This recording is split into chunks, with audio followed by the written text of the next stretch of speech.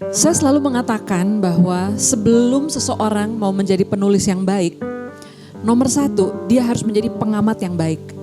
Dan apa yang diamati itu tidak diskriminatif. Artinya baik itu pengalaman sendiri, pengalaman orang lain, perenungan orang lain yang mungkin kita dengar lewat curhat, atau perenungan diri kita sendiri, alam raya di sekitar kita, makhluk-makhluk lain bukan cuma manusia, semua itu adalah objek-objek pengamatan. Dan hal itu saya lakukan setelah kilas balik ya, itu memang sejak kecil. Jadi jika ada satu hal yang saya lakukan sejak kecil konsisten sampai sekarang, itu adalah melamun dan mengamati. Di tangan seorang D. Lestari semuanya sukses. How unfair is that? Tapi ada banyak juga cerita di balik layar sebetulnya yang mungkin sekilas pintas nggak terlihat seperti keberhasilan gitu ya. Tapi memang menjadi bagian dari proses pada akhirnya setelah aku kilas ke belakang. Contohnya, aku mencoba menulis novel pertama itu kelas 5 SD juga. Gila. Jadi waktu itu Rosi aku I don't know what happened ya pada tahun itu ya. Aku pergi ke Gramedia Bandung di Jalan Merdeka. Terus aku melihat rak buku dan aku tiba-tiba berpikir, oke, satu hari buku saya akan dijual di toko buku ini. Akan ada di rak buku gitu. Pohon nyiur melambai-lambai daunnya memberi salam kepadaku.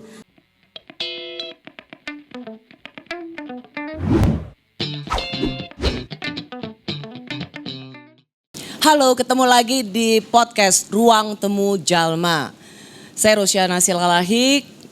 Kami berada di toko buku Gramedia Jalma Melawai. Tempat setiap buku menjadi diskusi dan percakapan. Di episode bulan Juli ini saya mengundang seorang perempuan. Dari semua prestasinya yang luar biasa, saya cuma ingin perkenalkan dia dengan satu yang menurut saya paling istimewa. Seorang perempuan Batak. Oke, itu yang paling istimewa. Kalau saya memperkenalkan dia, rasanya saya membutuhkan waktu paling tidak 15 menit sendiri. Jadi perempuan Batak ini, sekali lagi, Batak ini tidak perlu diperkenalkan terlalu panjang karena karyanya sendiri sudah menjadi atau melekat di balik namanya yang sungguh-sungguh indah. Dewi Lestari Simangunsong. Hai Di. Halo. Horas tuh. Senang dikenalkan sebagai baru Ucong. Yeah. Jarang-jarang. Di, terima kasih ya udah Sama-sama. ada di podcast Ruang Temu Jalma. Sebenarnya tim Kompas TV dan Jalma ini udah lama banget ngebuk Mbak Di. Tapi memang karena kesibukan beliau yang super produktif jadi baru bisa di episode Juli ini. Akhirnya berjodoh juga tapinya. Akhirnya Yes. berjodoh. How are you? I'm doing very great. Terima kasih banyak. Juga teman-teman yang sudah datang menyempatkan hadir sore hari ini. Terima kasih ya. Semuanya pencinta karya-karya Di Lestari. Amin. Pertanyaan pertamaku karena pasti Di sering banyak wawancara, Ya. tapi aku ingin tanya sesuatu. Apakah karya-karya seorang Di Lestari itu adalah sebuah karya dari pergulatan batin, dari pengalaman hidup, atau bukan hanya ya, tapi ini melalui riset, ngeliat pengalaman hidup orang lain.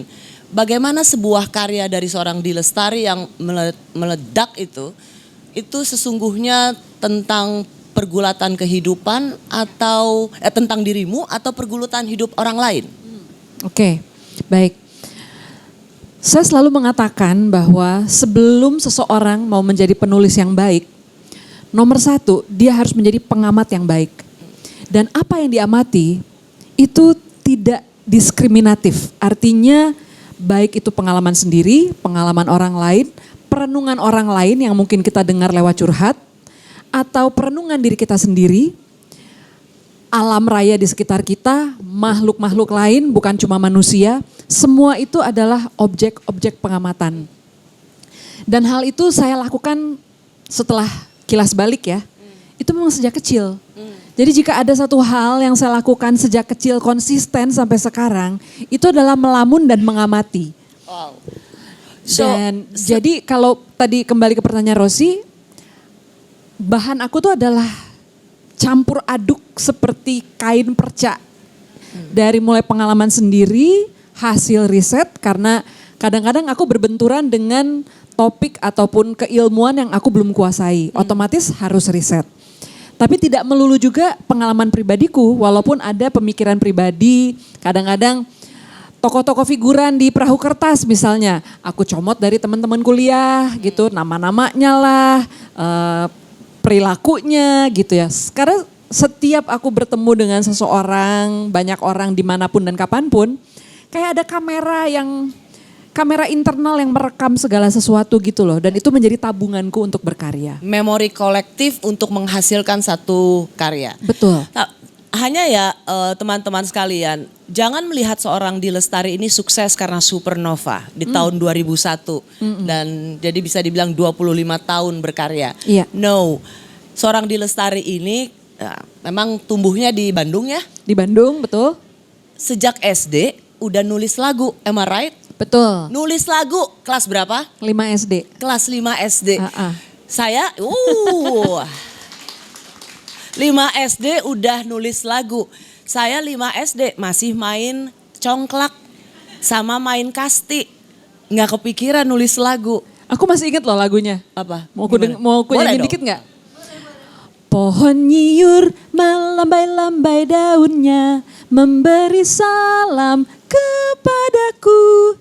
Hai orang-orang yang di situ, bergembiralah, aku akan segera tiba. Itu lagunya cuy. Wow. Ini pertama kali loh aku nyanyikan di depan publik.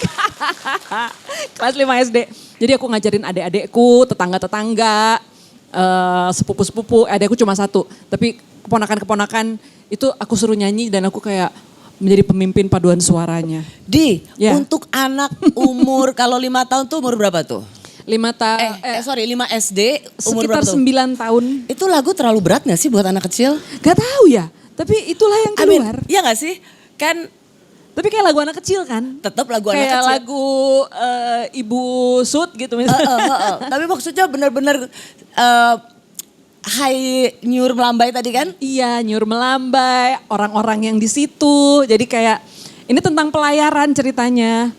Mungkin hayalanku dulu ya ingin berlayar ke laut, bertemu orang-orang di pulau gitu. Jadi seorang Di Lestari ini sejak kecil selalu menumpahkan apa yang diamatinya menjadi satu karya. Rasanya sedikit sekali anak kelas 5 SD sudah bisa membuat satu syair lagu. Iya, iya. Jadi kalau di tahun 2001 menulis buku Supernova dan Meledak, padahal itu serial. Menurut saya ini adalah sebuah rangkaian babak kehidupan di mana sekali lagi hasil itu tidak pernah mengkhianati keringat. Iya, iya.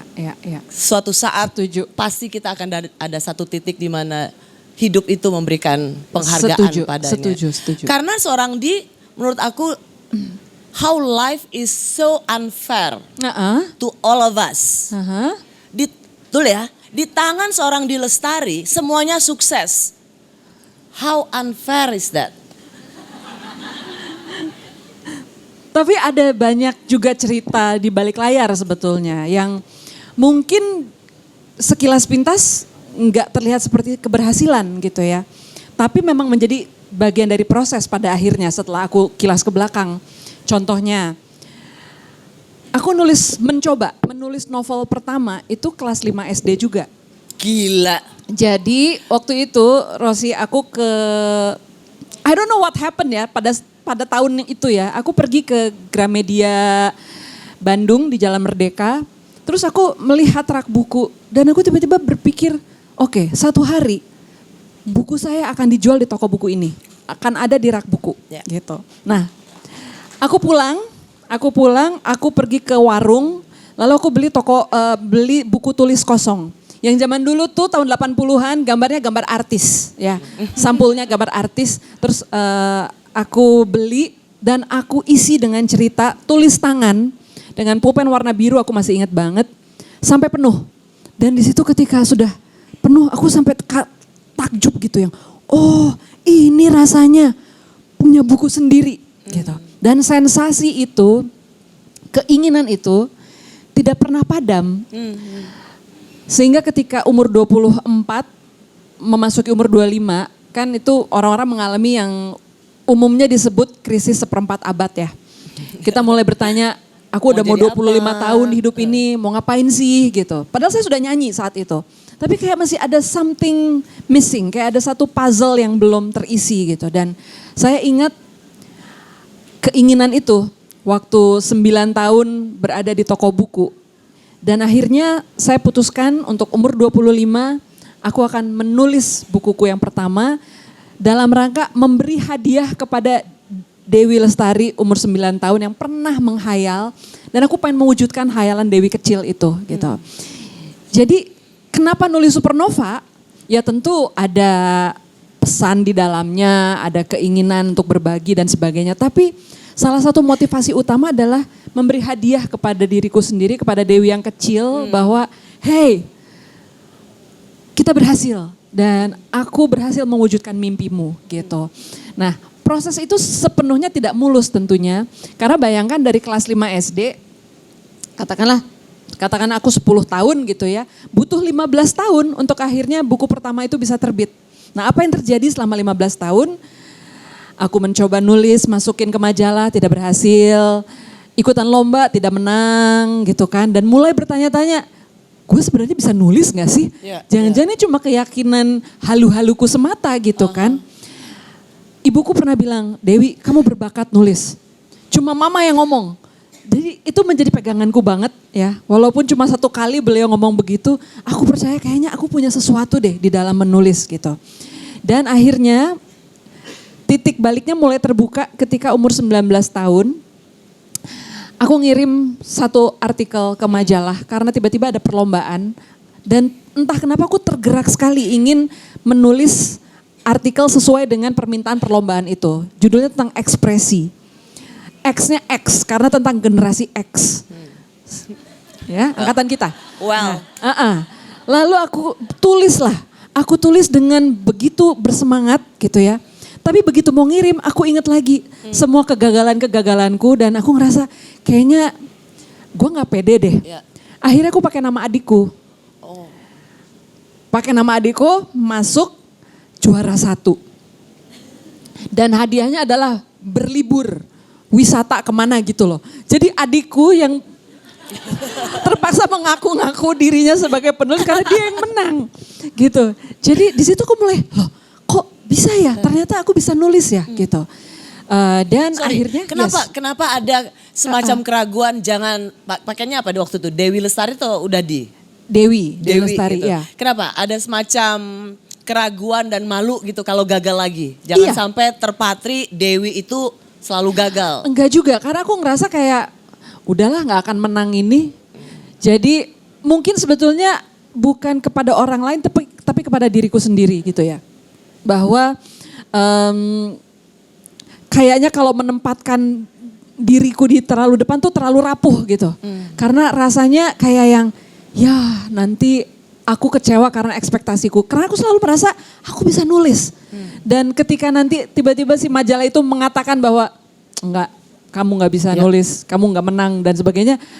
Aku rasanya kayak aku tidak ingin dikecewakan lagi oleh pihak lain yang mungkin. Dewi dalam dirimu ini jangan dikecewakan betul, lagi. Siapa nama adikmu? Arina. Jadi biar Arina aja yang gagal ya. Ternyata Arina berhasil. Kalau Arina gagal kan nggak apa-apa, bukan gue yang nulis. Tahu Arina? Nah, adikku itu akhirnya menjadi penyanyi juga, Arina Mocca. Jadi Arina Mocca pernah jadi juara menulis loh. Tapi bukan dia yang nulis. Itu adalah kegagalan demi kegagalan yang sebenarnya sempat membuat seorang Dewi Lestari rapuh. Yes. Dan bahwa akhirnya memang validasi itu mungkin kenapa aku jadinya memilih untuk udahlah nerbitin sendiri aja gitu. Dan menjadi penerbit independen ya saat itu gitu.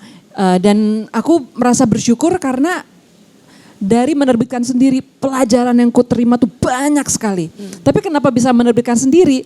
Karena sama juga ketika aku mau menerbitkan Supernova pertama kali, siapa sih yang mau baca buku ini? Iya.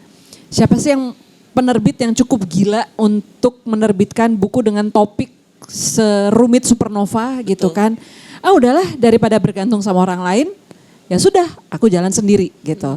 So mungkin kerapuhan tersebut akhirnya You embrace that. membantuku Ya. kemudian ya udah menjadi mandiri, dan kalau tidak ada orang lain yang memberi validasi itu, Nggak aku apa-apa. hanya, nggak apa-apa, Ya. aku buktikan saja sendiri gitu. Dari seorang D. Lestari kita melihat bahwa pengalaman hidupnya ada babak tentang kerapuhan. Tetapi ketika kita merangkul kerapuhan itu atau menerima itu justru menjadi satu power yang luar biasa. Betul, betul. Dan makanya aku kepengen mungkin teman-teman di sini ada yang sedang mencoba menulis, suka menulis, atau apapun passion kalian ya gitu. Tidak selalu pembuktian maupun validasi itu harus datang dari pihak lain. Walaupun tentu saja kalau kita terima rasanya luar biasa ya, bangga, menyenangkan. Tapi menurut saya lebih baik kita buktikan dengan kerja keras kita sendiri gitu. Karena saya selalu bilang kepada teman-teman yang menulis, hadiah terbesar kita menulis adalah karya tulis itu sendiri. Jadi bestseller alhamdulillah, tapi jangan sampai itu yang menjadi tujuan akhir. Menurut saya berprosesnya lah yang akan menjadi hadiah terbesar kita gitu. Apakah kita pernah dalam satu hari memberikan apresiasi atau terima kasih pada diri kita sendiri? Mulailah sekali aja, puk puk puk. Ya. You're doing the right thing, you're doing the good job. Yes. Berterima kasihlah juga pada dirimu sendiri yang selalu bersamamu dalam setiap babak kehidupan. Ya. Jadi puk-puknya jangan dari orang lain. Sesekali kita perlu mempuk-puk diri kita sendiri. Yes. So, bicara soal proses kreativitas, pernah nggak punya dilema antara sesuatu yang menurut Di itu ini hal yang baik, tetapi juga ada unsur komersial yang harus dijaga. Seberapa besar benturan dilema itu pernah terjadi dalam pengalaman hidupmu? Wah, oke. Aku harus bilang entah mungkin aku beruntung atau gimana, tapi sekarang itu aku selalu merasa ketika aku berkarya, sedapat mungkin bahkan secara alamiah, jujur aku tidak memikirkan orang lain. Jadi ketika aku berada dalam ruang kreasi itu hanya pertandingan ataupun pergelutan gitu antara diriku dan egoku gitu. Bagaimana kemudian ego yang mengatakan, lu siapa sih? Tulisan lu nggak keren, nggak sekeren si ini, nggak keren si itu gitu. Atau yang udahlah ntar-ntar aja, masih banyak kerjaan lain. Masih lebih enak beres-beres atau jalan-jalan atau ngopi daripada nulis dan sebagainya. Itu yang menjadi kompetisiku gitu. Dan bagaimana memberikan yang terbaik untuk si karya. Jadi hampir tidak pernah aku perhitungkan ada pihak lain. Artinya jarang, nggak pernah. Jadi dalam hal ini egoisme itu sesuatu yang baik? Dalam tanda kutip, egoisme. Karena dalam hal ini ya, menurut aku ego itu bisa ada dua sisi gitu. Mudah-mudahan referensi ini teman-teman masih pada tahu. Jangan salah dipahami ya. Ya, masih pada tahu ya. Ada yang namanya Pak Ogah sama Pak Raden. Ya, Unyil. dari Unyil. Aku selalu bilang, musuh penulis itu cuma dua. Paling utama nih, Pak Raden sama Pak Ogah. Yang itu perwujudan dari ego kita sebetulnya. Pak Raden adalah self-kritik ya. Yang selalu mengatakan bahwa kamu kurang ini, kamu kurang itu, kamu kurang ini gitu. Satu lagi Pak Ogah yang selalu mengatakan ada hal yang lebih penting dan lebih baik dan lebih nyaman daripada mengerjakan apa yang seharusnya kita kerjakan gitu. Nah jadi bergelut dengan dua itulah yang utama di dalam ruang kreasiku. Sama memberikan yang terbaik buat si karya. Dan ini mungkin kembali ke makna ego di mana ini saya bukan melayani Dewi Lestari. Aku melayani cerita gitu. Yang terbaik bagi cerita itulah bukan supaya terlihat pintar, supaya kata-katanya dikutip orang, supaya laku, Supaya viral gitu. Jadi selalu aku berusaha apa yang terbaik buat karya. Nah, setelah karya itu selesai, baru aku buka ruang kedua. Nah, di ruang kedua ini baru kemudian aku melibatkan orang lain. Artinya, saya punya aroma karsa nih. Gimana saya mengomunikasikan aroma karsa sebaik mungkin kepada pembaca supaya karya ini relatable. Dan itu ya berhubungan dengan marketing, promosi, berkomunikasi dengan pembaca. Tapi itu tidak masuk ke dalam ruang kreasi. Nah, jadi kayak ada dua pemisahan itu loh. Jadi egonya itu adalah bagaimana kita penghormatan setinggi-tingginya dan komitmen kita bahwa karyanya dulu. Atau mungkin yang disebut dengan yang paling gampang idealismenya dulu. Jangan belum apa-apa udah harus laku.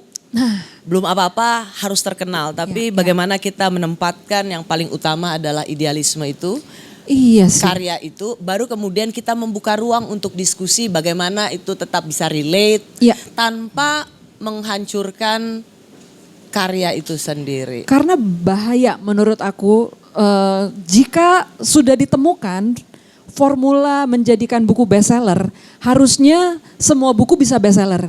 Tapi karena nggak ketemu sampai sekarang, ataupun tidak ada yang bestseller itu barangkali didefinisikan hari ini 5 tahun kemudian sudah tidak berlaku. Betul. Karena dia dinamis gitu ya. Jadi daripada kita fokus pada hal-hal yang tidak bisa kita kendalikan, selera pasar, keberuntungan, kita nggak tahu ya. Karma kita mengatakan buku kamu laku dari pertama kali terbit atau tunggu 7 tahun baru laku, we never know.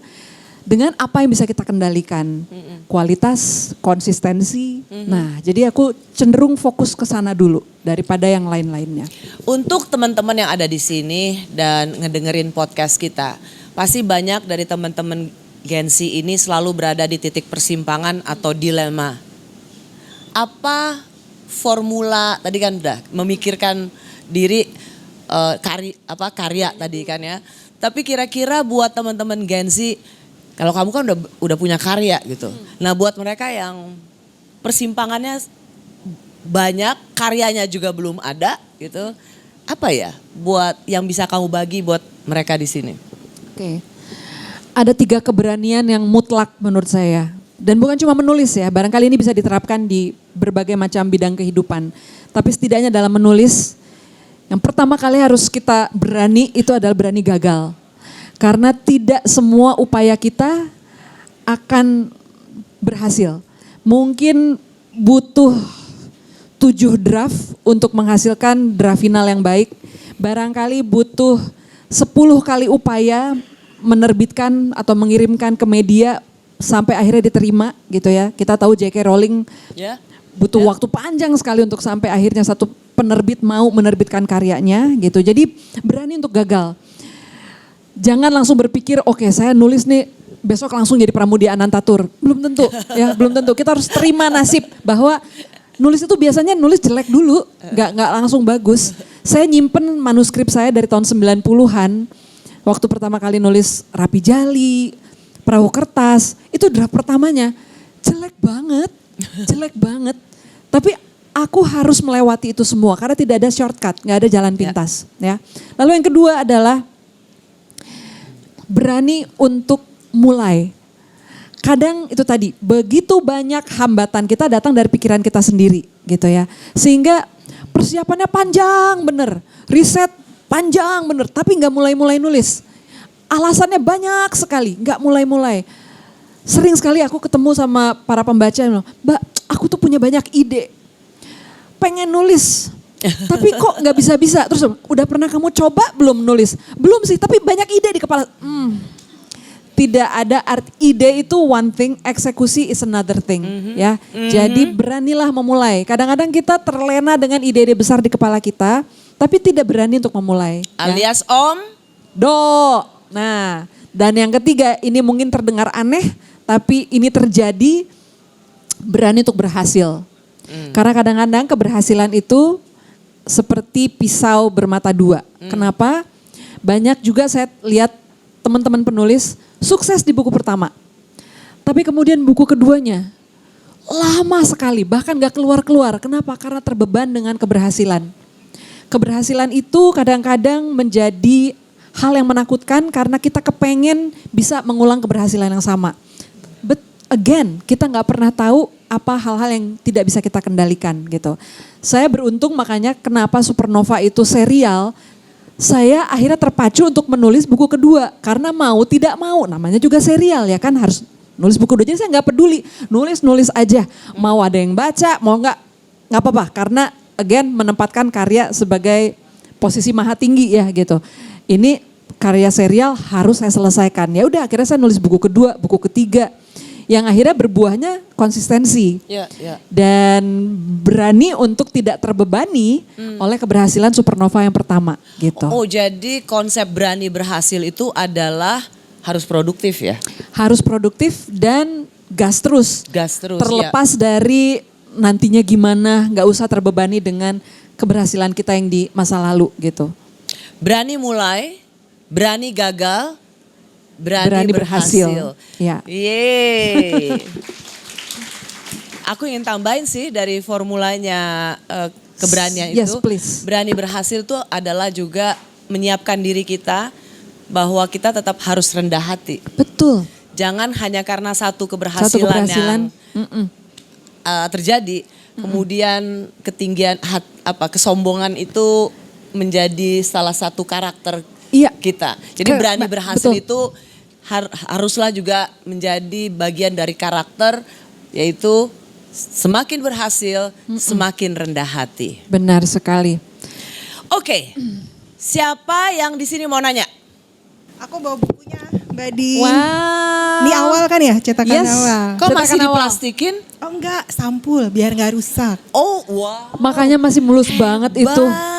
Mulus sekali. Kayak kita zaman dulu sekolah, buku disampulin. Iya. Dalamnya udah begini kok kertasnya. Oke.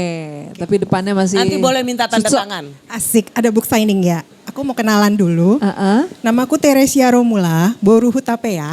Yeay. Oh. Ini nggak ada orda lo ya. Iya. Sungguh saya nggak tahu dia orang Batak, sumpah. Nggak ada hubungan kan kita? Enggak ada. Oke. Nggak ada, kebetulan nggak ada. Jadi saya tuh, aduh agak grogi nih, saya ngefans sama Mbak Di. Terima kasih. Siapa yang enggak? Iya, siapa yang enggak, betul. Jadi aku tuh lagi seneng ngikutin perjalanan karirnya Mbak Di.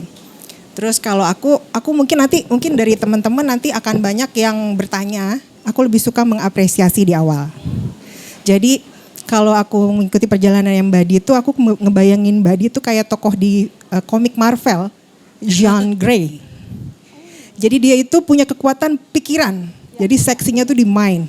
Dia kekuatan berpikir, dia bisa telekinesis, teleport, dan dia multidimensi. Aku lihat Mbak Di itu bermusik, masuk ke film, masuk ke pementasan perahu kertas. Aku nonton Mbak yang tanggal 14. Pas saya nyanyi dong ya? Iya, emang nyari yang 14, 15. Terus ada audionya juga, ada yang zaman Rectoverso. Terus ngajar juga gitu kan. Maksud aku semua diborong gitu. Kita kan aduh bisa, dan itu berhasil. Semuanya berhasil gitu. Jadi aku tuh sangat terinspirasi dengan Mbak Di, kok bisa ya. Terus dari 2023 ini saya mulai menulis. Saya bikin buku. Saya beneran bikin buku. Nanti saya kasih ya, saya bawa 2 buku saya buat 2 wanita hebat yang ada di depan saya. Dua-duanya panutan. Terima kasih. Nah, saya itu buat buku tentang pekerjaan saya. Saya tuh director di TV selama 15 tahun. Jadi aku bikin diary pekerjaan. Lebih ke situ. Terus TV apa? Trans 7. Oke. Jadi aku program director. Program director. Yang di master control, di control Betul. room. Oke. Aku bikin buku akhirnya. Terus aku bikin buku kedua aku buku biografi. Jadi aku tuh terpacu. Buku biografinya Andre Taulani. Terus aku ya benar katanya Mbak Di, buku pertamaku walaupun yang beli baru teman-teman aja, baru penerbit indie, memang aku ngalamin kesulitan gitu kan. Oh gini ternyata marketingnya susah, nggak gampang. Oke, memanfaatkan networking di Facebook, di Instagram, di WA, tapi dari 200 buku yang aku print di buku pertama masih sisa 30 gitu kan. Buku kedua agak susah juga, itu ada ceritanya lagi pokoknya gitu. Tapi aku lagi semangat nih Mbak, aku berpikir oh iya aku punya bakat menulis ya gitu. Jadi aku lagi seneng banget gitu, jadi aku mau apresiasi itu. Oh sebenarnya saya memang tadi gak kepengen nanya. Saya satu mau apresiasi, yang kedua saya pengen disemangatin.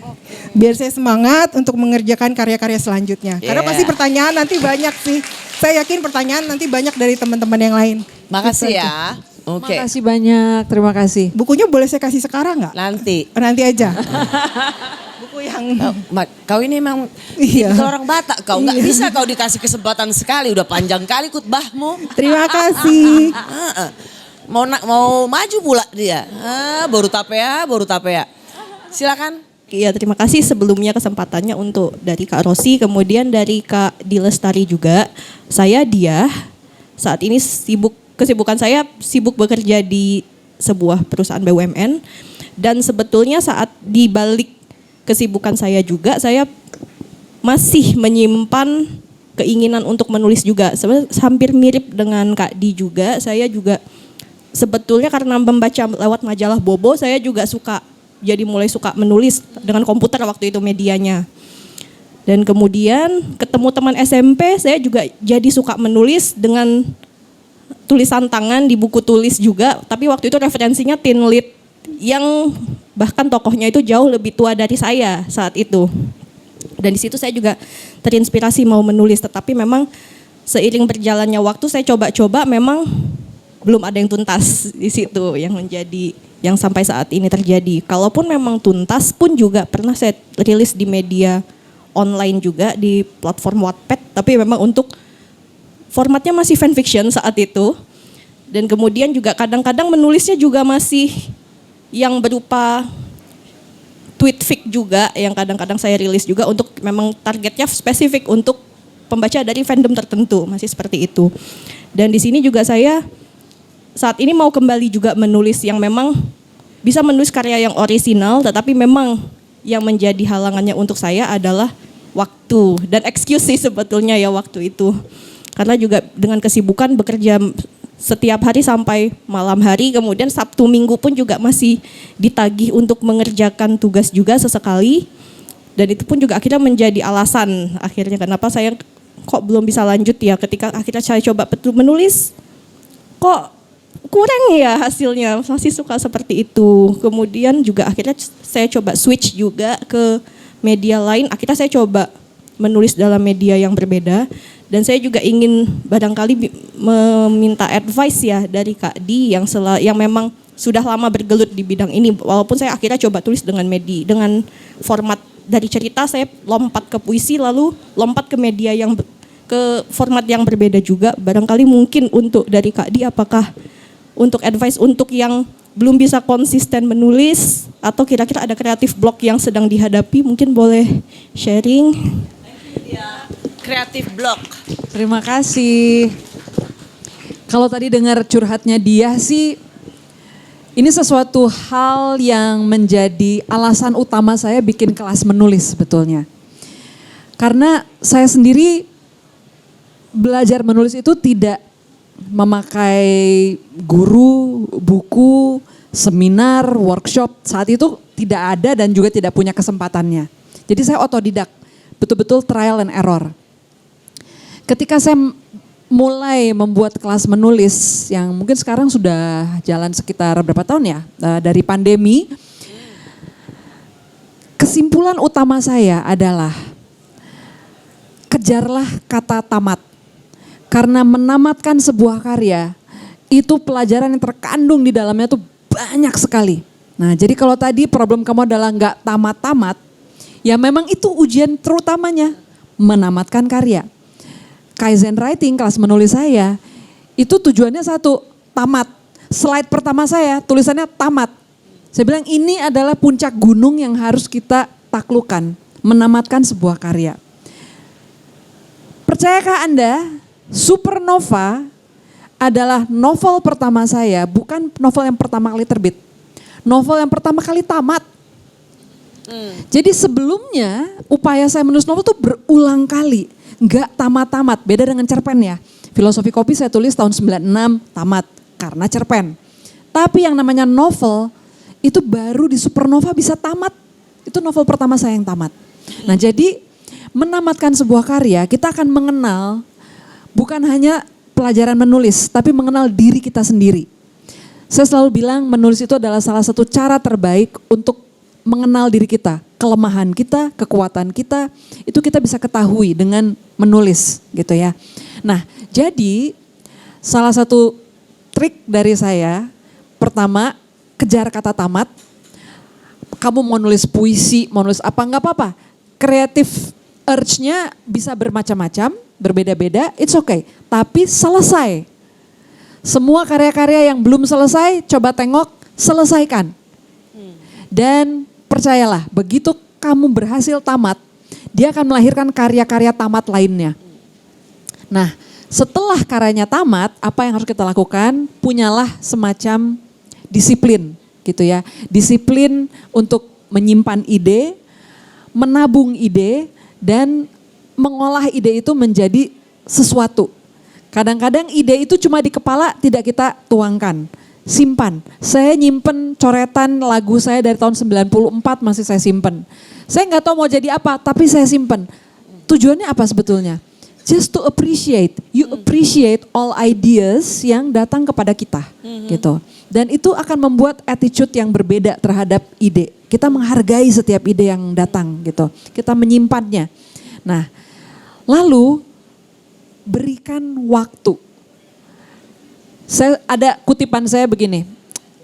Karya selamanya tidak akan lahir jika hanya menunggu waktu luang. Karena waktu luang itu cuma kita sendiri yang bisa ciptakan, ya. Jadi karya tidak akan punya ruang apabila hanya dilakukan sambil menunggu waktu luang. Kita yang harus membuat ruang bagi si karya itu. Nah, caranya berikan disiplin waktu. Kalau kamu pergi sama temen, misalnya, sorry ya pamit aku mau sembayang dulu. Nggak ada yang bilang, oh nggak usah sembayang, tar aja, ayo makan-makan dulu. Nggak ada. Semua, oh silakan. Nah, jadikan waktu menulis kita itu sesakral kita sembayang. Jadi kita punya, saya mau ngopi tapi bentar, saya punya jatah 1 jam harus nulis. 1 jam aja sehari. Novel, mana novel ya? Katakanlah itu novel segitu tuh ya. Itu sekitar kalau dari penampakan mata saya itu mungkin sekitar 30.000 kata. Kayaknya banyak banget ya. Tapi coba dibedah, 30.000 kata itu berarti kalau dibagi 30, 1.000 kata. Kamu nulis 500 kata per hari, itu seperti nulis 2 halaman. Bisa kali ya sehari 500 kata? Kalau kita kasih waktu 500 kata per hari, novel 30.000 kata itu harusnya kelar dalam waktu 60 hari. Jadi kalau misalnya kita nih bulan Juli nih, Juli aku akan mulai menulis novel. Seharusnya September kamu sudah punya novel. Juli, Agustus. Nah, apa yang membuat kita begitu lama? Saya pengen punya novel dari 10 tahun yang lalu. Gak kelar-kelar. Karena itu kita tidak memberikan ruang, hanya nunggu waktu luang dan tidak punya sistem kerja. Nah jadi sebenarnya untuk bekerja itu tidak butuh banyak. 500 kata satu hari, coba deh. Ya, dan itu 500 kata mungkin kamu luangkan waktu kalau 1 jam kalau kamu penulis yang cepat, 2 jam kalau kamu penulis yang sedang itu harusnya bisa. Dan berikan setiap hari. Mau libur 2 hari seminggu nggak apa-apa. Boleh dong 1 jam sehari ya kan. Dibandingkan kita doom scroll IG juga bisa 2 jam sendiri. Jadi seperti itu. Jadi mengorbankan waktu luang. Karya itu nggak mungkin muncul kalau kita tidak mengisi. Tidak memberikan ruang. Memberikan ruang. Tapi nasihatnya Mbak Di ini, jangan nanti waktu ditanya bos, yuk kita meeting. Maaf Pak. Sorry Pak. Saya harus menulis. Enggak. Kata siapa? Kata Di Lestari. Enggak Bapak gitu harus menghargai waktu saya menulis. Enggak gitu. Ditempatkan dengan pintar ya teman-teman. Jangan sampai mengganggu hajat hidup kita. Kamu ditanya bosmu di bank itu, siapa yang membuat kamu jadi seperti ini? Di Lestari. Ayo kita morning meeting. Maaf Pak, saya harus menulis. Kata di Lestari saya harus disiplin. Enggak gitu ya. Yang harus kamu korbanin waktu ngopi, bukan waktu meeting sama bos. Ya. Halo, Halo. Rosi sama Kade. Salam kenal, saya dengan Fernanda. Iya. Mungkin pertanyaannya simple sih. Iya. Pastikan dari semua novel yang udah pernah dibuat itu ada yang ngerasa bahwa kayaknya aku gagal nih gitu. Ada nggak sih salah satu hal yang oh ini kayaknya gagal, terus gimana caranya untuk biar nggak drop saat udah merasa gagal? Itu aja sih. Makasih Fernanda. Tadi kita sempat bahas ya. Udah ya. Maksudnya yang sudah terbit atau yang gimana? Ada saat Yupon ini terus ada yang merasa bahwa oh aku kayaknya ini kurang gitu. Terus gagal, terus gimana caranya untuk bangkit gitu sih. Oke. Untuk bisa memunculkan rasa itu tadi gimana caranya untuk bangkit itu. Oke. Siap, makasih. Ini mungkin juga cukup menjawab pertanyaan kamu nanti ya mengenai creative block gitu ya. Kalau saya mengartikan gimana caranya kita mengatasi semacam kebuntuan atau ketika kita mengalami mentok gitu ya. Mentok ini kan banyak ketika dalam kita berproses kreatif yang disebut writer's block itu. Dan ini pertanyaan yang selalu muncul ya, gimana cara ngatasin writer's block? Ada dua menurut saya writer's block sumbernya ya. Yang pertama itu sifatnya non teknis. Kita jenuh, capek.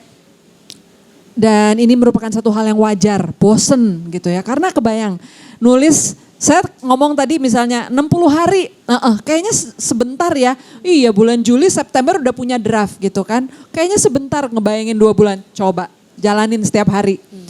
Enak-enak dah tuh, tiap hari nulis. Saya sampai udah pas kemarin saya baru sempat mengerjakan, baru saja selesai mengerjakan non-fiksi. Itu terakhir sangat intens, super intens. Sampai ketika selesai proses nulis, aku duduk di meja yang sama aja yang males. Karena langsung membayangkan betapa berdarah-darahnya proses itu gitu ya. So proses itu berat. Nah sifatnya yang non-teknis cukup diatasi dengan cara non-teknis juga. Misalnya jalan-jalan, kita karaoke, kita tidur, olahraga, mandi, apapun yang tidak ada hubungannya dengan menulis. Jadi kita berikan jeda, rehat sejenak buat diri kita. Non-teknis. Nah masalahnya ketika kita bicara writer's block, kebuntuan dan kegagalan gitu, itu semuanya kadang-kadang terbaur menjadi satu. Dan menjadi sebuah faktor X yang kadang-kadang kita nggak ngerti kenapa. Banyak kita terlalu meromantisir writer's block menurut saya. Dianggaplah itu pertanda semesta bahwa memang saya belum saatnya menulis. Bahwa ini bukan saatku dan sebagainya. Padahal saya berani bilang mungkin 80% writer's block itu datang dari problem teknis. Nah problem teknis ini gimana mengurainya? Disinilah mungkin ilmu menulis menjadi berguna atau kita coba tabrak terus, trial and error terus sampai berhasil gitu. Dan ini terjadi berkali-kali dalam proses menulis saya. Salah satu contohnya adalah Aroma Karsa. Waktu saya nulis Aroma Karsa mungkin sekitar setengah lebih dari perjalanan menulis saya mentok tiba-tiba. Ini ada yang gak beres dengan cerita saya. Saya gak tahu kenapa tapi saya gak bisa jalan ke depan lagi. Kayak plotnya kok jadi aneh ya sebentar. Ini kok kayak ada yang gak beres nih. Ibaratnya mesin tiba-tiba macet. Dia kayak ada yang gak bekerja. Hang. Dibutuhkan kesabaran dan akhirnya saya pikir ternyata problemnya satu. Saya terlalu fokus ke depan. Saya lupa backstory dari karakter-karakter saya. Saya lupa mengurai Jatiwesi tokoh utamanya bisa melakukan ini, background dia apa? Si tokoh ini memutuskan ini, backgroundnya apa? Akhirnya saya runut lagi ke belakang, mengenali karakter saya dari titik-titik penting dalam hidup mereka. Dan ini nggak keluar di buku, karena di buku saya yang keluar adalah materi untuk membaca. Tapi ini materi untuk saya sebagai seorang penulis, ternyata saya harus mengenali karakter saya sebaik saya mengenali diri saya sendiri. Karena kan saya bercerita tentang orang-orang lain yang semuanya itu datang dari diri saya gitu. Sehingga disitulah mulai terurai. ada satu kutipan dari film sebetulnya. Filmnya saya suka banget, Dune. Di Dune itu ada sempat bilang, kamu tidak bisa, satu tokohnya ngomong begini, kamu tidak bisa mengetahui masa depan sebelum kamu mengetahui masa lalu. Persis sama yang terjadi dalam menulis. Kadang-kadang kita lupa backstory kita gitu. Ini adalah masalah teknis, tapi seringkali kita nggak ngerti bahwa ini adalah masalah teknis. Nah jadi saya selalu bilang ke teman-teman, milikilah panduan untuk menulis. Salah satu yang bisa saya rekomendasikan, mudah-mudahan dijual di sini, judulnya Save the Cat, Writes a Novel dari Jessica Brody. Kata pengantarnya saya yang bikin, kenapa? Karena saya suka banget buku itu, karena buku itu benar-benar berguna buat saya. Kita jadi paham struktur, kita jadi tahu apa yang gak bekerja gitu ya. Dan yang kedua adalah mental. Kadang-kadang kita tahu problemnya teknis, tapi udah capek, aku gak kuat lagi mengerjakan ini. Mental ya, kembali lagi. Ini adalah pertarungan Anda dengan halaman kosong. Jadi di dalam ruang berkreasi tidak ada orang lain yang perlu kita kalahkan, hanya diri kita sendiri. Pertarungan kita dengan halaman kosong. Ya. Yeah. Fernanda semangat. Semangat. Oke, siapa? Cowok deh, cowok. Kan dari tadi. Ntar ya Mas, yang jaket coklat. Boleh di sini? Biar kelihatan, udah siap loh dia menulis. Kayaknya dia akan nanya kira-kira 15 menit nih durasinya nih. Panjang tulisannya. Oke, terima kasih. Assalamualaikum warahmatullahi wabarakatuh. Waalaikumsalam. Mbak Di mungkin salah satu penulis paling pertama yang saya baca novel-novelnya waktu kecil. Gimana masih kecil? Iya waktu kecil, waktu aku masih kecil. Wah terima kasih, masih waktu kecil. aku masih umur SD kayaknya. Pertama kali baca itu yang recto verso. Oh, yang waduh, anak SD baca recto verso. Lu juga anak SD Oh, iya, bikin iya. lagu Oh, iya. Nyiur melambai. Iya. Sebelum Mbak Di kan sebenarnya Andrea Hirata ya, Laskar Pelangi tuh yang Iya. paling pertama buku novel yang Andrea paling Hirata. pertama mungkin. Terus setelah itu Mbak Di lewat recto verso, lalu dengan waktu saya masih umur SMP, curi-curi posisi lah untuk baca Supernova. Oke. Ya tahu sendirilah ya Iya. kontennya Supernova gimana. Curi-curi posisi lah. Dan akhirnya sampai akhirnya saya kalau dari seri Supernova itu yang paling suka ya jelas Akar. Karakter Akar itu kuat banget mungkin karena melekat juga Kamu dengan. membaca hampir semua bukunya di Lestari? Kayaknya nggak tahu Purwokerta sih ya, recto verso ya, filosofi kopi iya. Oke. Dan itu waktu kamu masih kecil? Waktu umur remaja iya. Wow, oke. Iya. Good. Ada pertanyaan? Pertanyaannya sebenarnya gini, kalau dalam menulis itu kan tantangan saat ini tuh bagaimana kita bergulat dengan AI ya. Nah, Misalnya, ya, betul. Misalnya ada satu tulisanku itu yang kutulis di Wattpad dulu itu hancur gara-gara aku revisi terus lewat AI. Yang pada akhirnya aku merasa kayaknya versi pertamaku waktu aku nulisnya dengan versiku aja kayaknya lebih bagus deh. Sekarang malah hancur setelah direvisi terus pakai AI. Dan udah nggak punya arsipnya tuh yang pertama. Jadi kayak setelah melihat lagi kayak ya udahlah beginilah nasibnya yang judul yang ini kayaknya nggak bisa dilanjut lagi. Nah itu yang satu. Kemudian aku juga biasanya menulis itu karena merespon fenomena. Biasanya mungkin aku lagi sedih banget, itu paling cocok tuh aku nulis kayak kemarin tuh ada problem sama sahabat ya, aku langsung nulis surat untuk sahabat dan sebagainya. Aku pas baca berita terus dapat berita yang bikin kesel, langsung nulis panjang tuh respon terhadap berita itu misalnya. Nah momen-momen itu justru yang bikin menulis itu justru menyenangkan, tapi di saat yang sama momennya terlalu cepet. Pas kita udah merasa kayaknya bakal panjang banget nih tulisanku nih, kayaknya nggak bisa nih diselesaikan, moodku besok udah hilang, ya udah nggak dilanjutkan lagi tulisannya. Nah seperti itu mungkin tantangan-tantangan yang saya hadapi. Gimana ke Mbak Di? Oke, siapa tadi namanya? Firdaus. Firdaus, terima kasih Mas Firdaus. Terima kasih. Oke, aku jawab yang pertanyaan kedua dulu ya, karena kayaknya untuk yang pertama topik AI itu butuh elaborasi ya. Tapi kalau yang kedua, tidak semua karya itu harus diselesaikan dengan sekali duduk loh, ya. Apalagi kalau kita bicara novel cerita pendek aja, mungkin nggak sekali duduk langsung selesai ya, bisa 3 hari, bisa 1 minggu, bahkan 1 bulan gitu. Jadi memang yang penting untuk dibiasakan adalah tidak apa-apa kita mencicil proses kita berkarya ya. Kadang-kadang terutama mereka yang baru menulis pengennya tuh hanya kalau mesinnya panas baru nulis gitu ya. Ini sama kayak kalau lagi mood, kenapa nggak nulis hari ini? Karena nggak mood. Baru mood kalau nulis mood baru, karena nulis mood itu jadinya lebih gampang. Nah, ujian sebenarnya justru ketika kita tidak mood, ketika kita tidak ada rasa panas itu, membara itu, tapi kita tetap show up, muncul, absen, dan menulis gitu. Sehingga kita tidak menunggu inspirasi yang datang, kita yang jemput inspirasi. Disiplin konsistensi ya. Benar, karena tidak semua karya itu diselesaikan dengan kondisi menyenangkan. Saya kerja 2 bulan, 3 bulan, 8 bulan, apakah itu semua kayak orang kesurupan? Enggak, ada saatnya saya cuma ngelamun di depan layar, nunggu kata-kata, aduh mikir apa, nulis apa ya. 2 jam bolak-balik ngelamun, aduh ini kok mentok kok ini. Itu sering sekali. Tapi besoknya saya lakukan lagi. Karena we never know, mungkin hari ini jatahnya lancar, besok jatahnya seret gitu ya. Tidak semua hari itu kita mengharapkan all flowers and rainbows ya, tidak semuanya mudah. Jadi justru ujian kita adalah di saat kita nggak mood, di saat kita nggak semangat, di saat kita tidak punya current issue yang pengen kita bicarakan, masihkah Anda punya disiplin dan keinginan untuk menulis ya.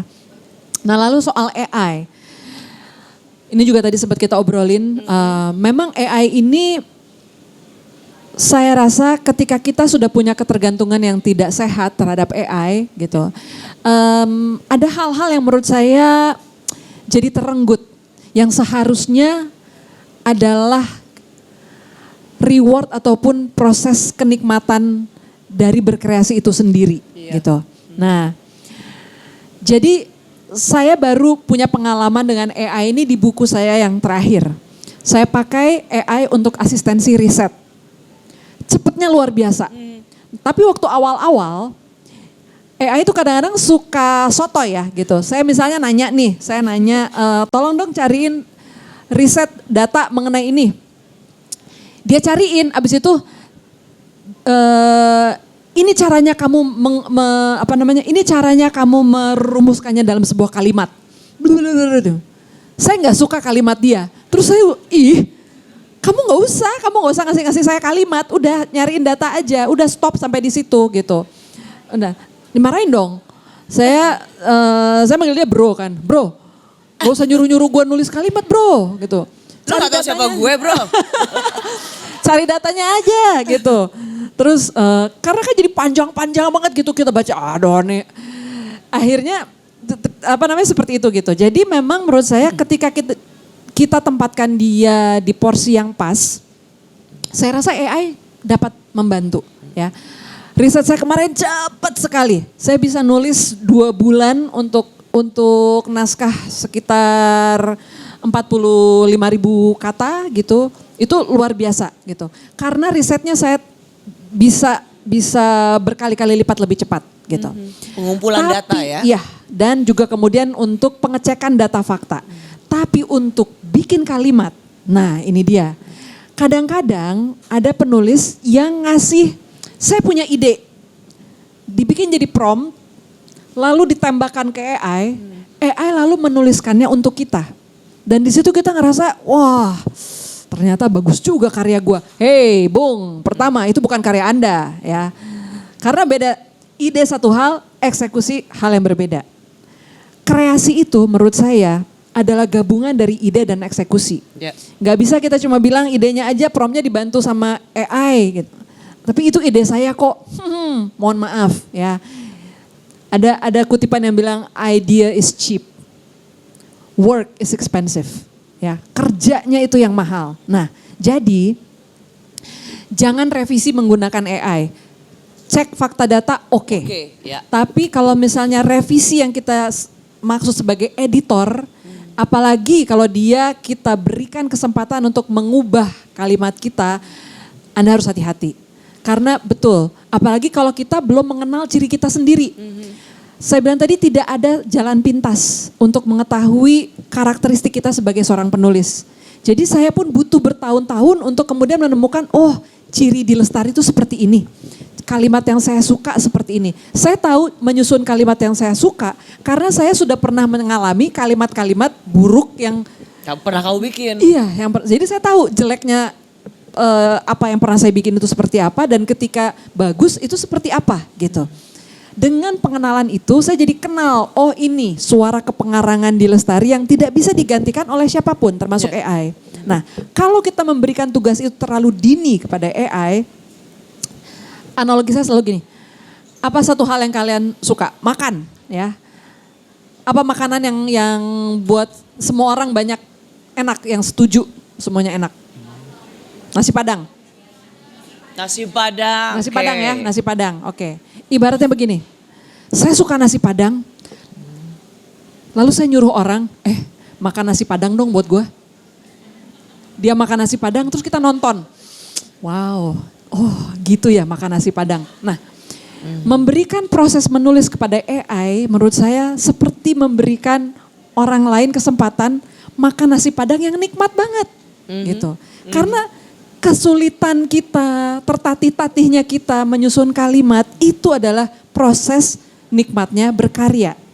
Nah, jadi jangan berikan porsi itu kepada pihak lain. Itu yang membuat kita seorang kreator. Nah, jadi bagus banget analoginya. ya kan daripada nontonin orang melakukan hal yang kita suka, then do it yourself. Ya. Gitu. Saya selalu bilang gini, kita itu sebenarnya tidak tergantikan oleh AI dari sisi rosonya. Roso itu nggak bisa digantikan oleh robot. Dan setiap roso, Firdaus, tadi siapa lagi? Ferdina gitu. Fernanda, udah ganti. Ada roso yang tidak akan bisa tergantikan dan satu sama lain pasti berbeda. Nah, menjelaskan dengan analogi bagus. Makan nasi Padang terus kita liatin. Ya benar juga kan dari sisi rasanya kita harus menikmati rasa itu sendiri. Dan itulah yang menjadi ekspresi paling otentik sebagai penulis. By the way, lo sebagai penulis punya kekhawatiran nggak bahwa karya lu itu akan bisa tergilas dengan tulisan-tulisan AI? Aku rasa gini, kayaknya yang akan terjadi ya, pertama adalah, ini mungkin harapan saya juga, kita semakin punya literasi terhadap AI, semakin punya kemelekan gitu. Artinya begini, ketika ada roti, lah ini yang mungkin paling sering kita dengar kata roti artisan gitu ya. Kita tahu roti artisan ini memang lebih mahal. Tapi kita tahu proses yang terlibat di dalamnya. Dia menggunakan ragi yang tidak instan, ya kan? Dia menguleni dengan tangan dan sebagainya. Dengan roti mass product. Harganya tentu murah, tapi rasanya kan pasti lain, ya kan? Nah, kita tidak bisa membendung teknologi. Bahwa nanti mungkin ada karya-karya tulis yang dilahirkan oleh AI, itu sangat mungkin terjadi. Dan apakah bisa dinikmati? Sangat mungkin bisa. Tapi saya membayangkan ada sebuah masa nanti ketika kita bisa menghargai mana karya artisan dan mana yang bukan. Artinya di sini kita jadi lebih menghargai karya manusia. Kedua, manusia pun dituntut untuk berkarya sebaik mungkin supaya karyanya tetap punya value gitu, value artisan. Dan mungkin secara harga akan berbeda gitu ya. Tapi bayangkan keunikan manusia akan semakin unik dan berharga ketika kita digempur oleh mesin-mesin replikasi yang dapat menghasilkan produk-produk murah, cepat gitu ya. Tapi otomatis akan tercipta sebuah kelas. Nah, kemelekan ataupun literasi kita terhadap AI saya harapkan adalah kebijakan dari kita para pengguna untuk bisa menentukan. Oke, kebutuhan saya katakanlah gini, ada supernova ditulis satu oleh Di Lestari harganya 50.000. Ada supernova ditulis oleh AI harganya 5.000. Silahkan nanti teman-teman yang menentukan sendiri. Mau yang 5.000 tapi AI, not Di Lestari, sound like Di Lestari, atau mau yang benar-benar ditulis oleh D. Lestari. Mungkin sedikit lebih mahal atau jauh lebih mahal, tapi kita tahu siapa yang dibalik itu, ya. Artinya mungkin nanti ada sistem yang bisa melakukan transparansi bahwa mana yang ditulis oleh AI, mana yang diciptakan oleh AI, dan orang kemudian bisa punya kemalakan untuk memilih. Gitu. Menghargai karya manusia. Betul, Ya. betul. Thank you, Di. Karena memang jangan sampai AI itu memang untuk membantu kita ya, tapi jangan sampai menggantikan proses yang paling otentik kita sebagai manusia Iya. ciptaan Tuhan. Iya, iya. Ya, oke. Satu lagi deh. Yang baju coklat ya, tadi dia duluan. Ya, Eko baju coklat, sorry, hijab coklat. Thank you Kak Rosi, Kak Di, saya Ida. Mungkin pertanyaannya agak sedikit aneh. Aku suka yang aneh-aneh. Selama berkarya Kak Rosi sama Kak Di, ada nggak sih pertanyaan yang sangat diharapkan ditanyain sama audiens? Sesuatu hal yang belum pernah Kak Rosi sama Kak Di sampaikan, tetapi tidak pernah ada audiens yang menanyakan itu, jadi itu tidak disampaikan. Itu saja. Thank you.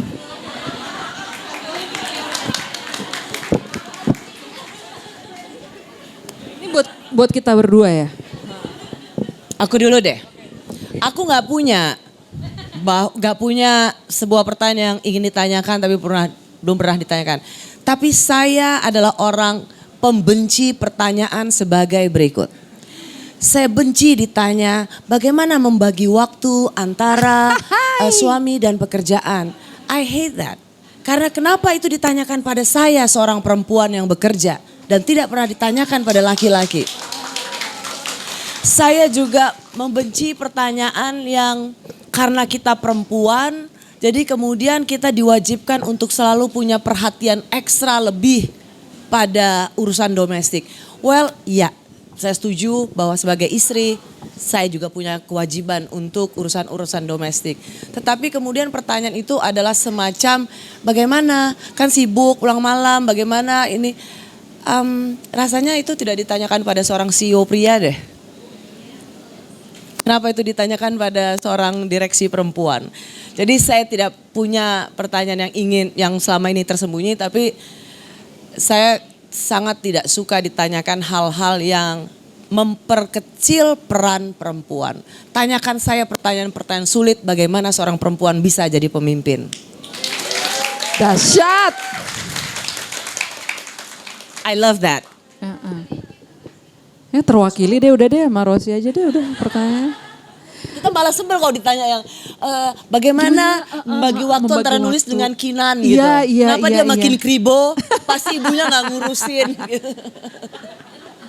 Padahal dia mengurus rambutnya loh. Gak pernah ada yang nanya saya nomor sepatu saya berapa loh. Beneran? Kenapa gak ada yang nanya? 40, udah itu aja. Oke, ada tadi yang sebelah sini. Ya cowok, oke. Silakan Mas. Ya, terima kasih Kak Rosi dan Mbak Di. Sebelumnya perkenalkan nama saya Fadil. Saya bekerja di institusi pendidikan di kampus salah satunya. Yang pertama apresiasi terhadap karya Mbak Di karena sudah terlaksana yang pertama musikal Perahu Kertas. Terima Kemudian kasih. juga kemarin belum lama ada festival Supernova. Iya, Ya. 25 tahun Supernova. Saya merupakan penggemar Kinan dan Kugi di cerita Perahu Kertas. Yang ingin saya tanyakan lebih ke arah dalam jangka atau dalam waktu dekat ini, ada nggak karya dari Mbak Di yang akan mungkin diproyeksikan kembali berupa menjadi film atau musikal? Oke. Mungkin itu aja, terima kasih. Makasih Mbak Di. Mas Fadil. Terima kasih Fadil. Wah ini sekalian saya mungkin kasih tahu juga apa yang akan saya kerjakan dalam waktu dekat yang bisa ditunggu oleh teman-teman. Yes, please. Yes, sekaligus dulu menjawab tadi pertanyaan Fadil. Karya yang sedang digarap saat ini untuk adaptasi ada Perahu Kertas series ya oleh Netflix sedang dalam proses syuting. Ya. Lalu ada Aroma Karsa series. Ya. Itu juga akan digarap oleh Netflix, masih dalam proses pengembangan. Keren. Lalu juga ada Rapi Jali series, dikerjakan juga oleh Netflix. Itu juga masih dalam proses pengembangan. Kemudian kalau dalam musikal yang judul baru belum, tapi Perahu Kertas Musikal dipastikan akan rerun di tahun 2027. Jadi teman-teman yang belum sempat menonton bisa menontonnya lagi di 2027.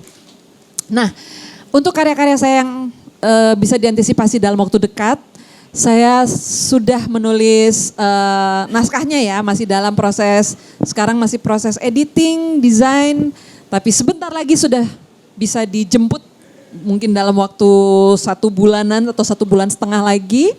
Judulnya Midpoint. Midpoint ini adalah non-fiksi saya dan ini mungkin non-fiksi saya pertama ya, enggak, sebetulnya sudah pernah ada. Jadi ini non-fiksi saya kedua. Ketiga setelah Selaras, tapi kalau Selaras saya nulisnya berdua sama Reza Gunawan. Tapi ini mungkin menjadi karya saya paling personal karena datang dari pengalaman hidup saya sendiri. Bagaimana menjadi tenang di tengah badai, ya itu adalah tema besar dari Midpoint. Dan ada buku puisi, saya belum pernah nulis buku puisi sebelumnya. Ini akan menjadi buku puisi pertama saya. Judulnya nanti adalah Di Antara dan Akhirnya Berbunga. Kemudian ada buku anak. Saya juga belum pernah menulis buku anak sebelumnya. Ini akan menjadi buku anak saya yang pertama. Semuanya lu mau kerja. Bentar. Kasihlah yang lain. Masa buku anak juga lu mau tulis? Aduh, iya. Aduh. Udah selesai lagi. Ya, jadi tinggal nunggu terbit ya. Nanti baru sekitar September. Itu judulnya Bintang Utara, ya. Dan Bintang Utara ini ada menjadi lagu di dalam album solo saya yang ketiga yang baru saja rilis mungkin baru 15 hari yang lalu. Ada albumnya judulnya Jangan Jatuh Cinta, teman-teman sudah bisa dengarkan di berbagai macam platform streaming. Ada lagu judulnya Bintang Utara. Nah, Bintang Utara itu nanti akan punya buku cerita anak bulan September. Yes, dan masih ada dannya lagi ya. Dan akhir tahun, mudah-mudahan akhir tahun, paling lambat awal tahun depan akan ada sequel Aroma Karsa. Ini geng ini kayaknya seneng banget ya sama Aroma Karsa nih. Ada apa kalian seneng banget sama Aroma Karsa? Hah? Keren Love ya, Jati Besi love ya. Jadi tahun ini gue ngamuk sih, asli banyak banget yang aku kerjakan. Kalau dulu saya punya krisis 1/4 abad, waktu nulis Supernova, nah di usia gocap ini ada yang namanya, bukan saya nggak bilangnya krisis, tapi perayaan setengah abad. Dan saya merayakannya dengan berkarya sebanyak-banyaknya. Akan sangat ditunggu-tunggu Midpoint. Yes. Tulisanmu, bagaimana ketenangan menghadapi badai. Ya. Apa badai bagi seorang Dilestari? Badai itu menurut saya adalah, nah pembaca Supernova tahu yang namanya order dan chaos, ya kan. Nah, sebetulnya yang kita definisikan sebagai badai itu tidak lain, tidak bukan adalah chaos dalam hidup kita. Ketidakpastian, turbulensi, perubahan. Tapi kan sebetulnya tidak semua badai itu berakibat buruk. Walaupun mungkin sulit ketika sedang kita hadapi, tapi pada akhirnya dia akan menjadi sebuah penguatan.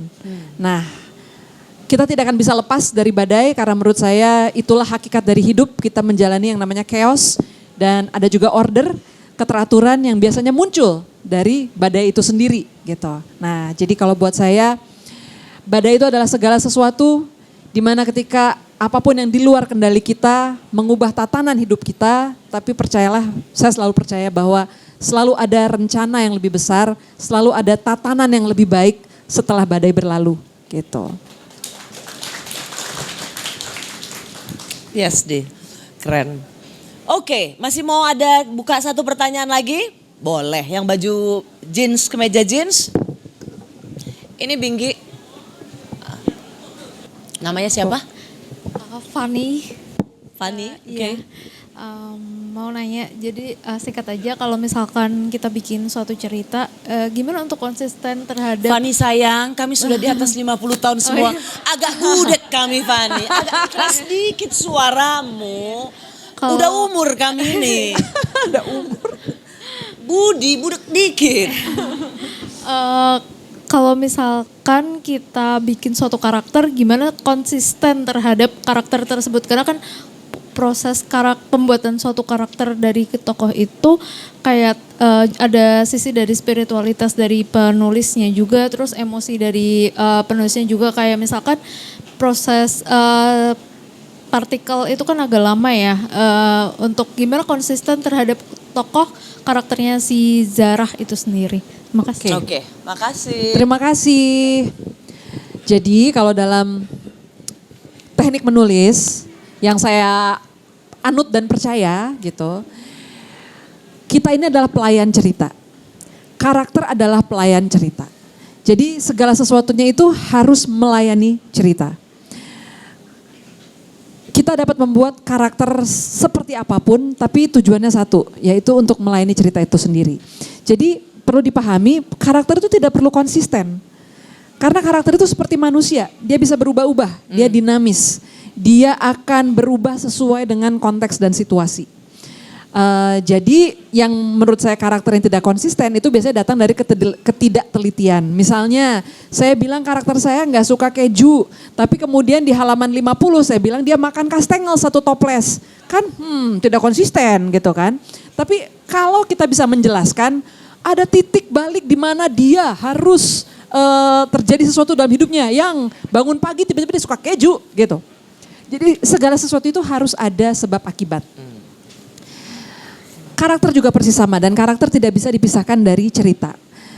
Yang kita sebut karakter tidak logis adalah ketika karakter menyalahi proses sebab akibat.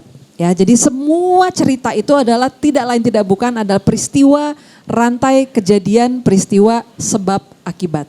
Dia melakukan apa, konsekuensinya apa. Dia melakukan apa, konsekuensinya apa.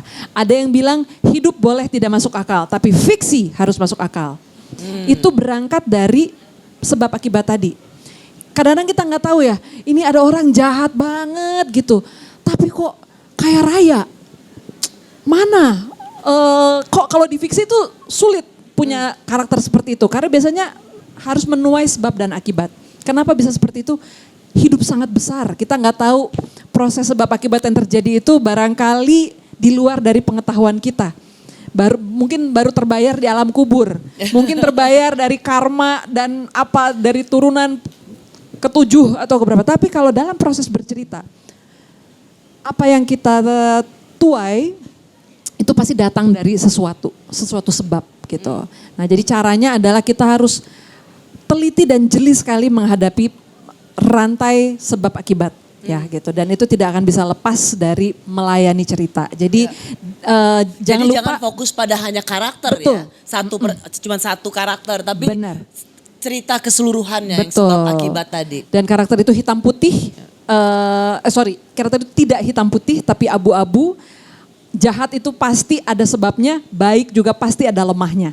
Ya, jadi itu yang paling penting untuk diingat. Bikinlah karakter semanusiawi mungkin. Gitu, semoga bisa semakin membuat kamu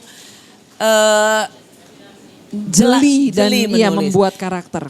Ngomong-ngomong, teman-teman semua kumpul di sini karena di Lestari emang pengen jadi penulis ya?